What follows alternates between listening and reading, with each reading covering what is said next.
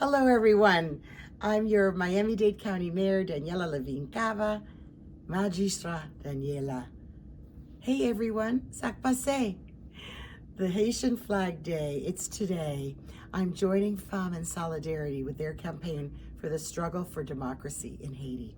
The fight is not over, and it can be won. I renew my deepest sympathies for the families still hurting in Haiti, many who have family and friends here in Miami-Dade.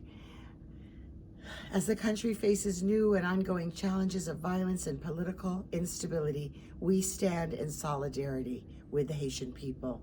I pledge to continue working alongside organizations like FANM to rebuild Haiti, to bring it back to the strong, vibrant country that it has been and to its greatest potential.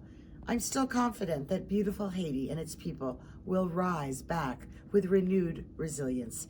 If you want to support the Haitian people in their quest for freedom and democracy, please join FANM for their online global rally today, May 18th. Visit their socials at FANM ORG on Twitter, Instagram, and Facebook to support.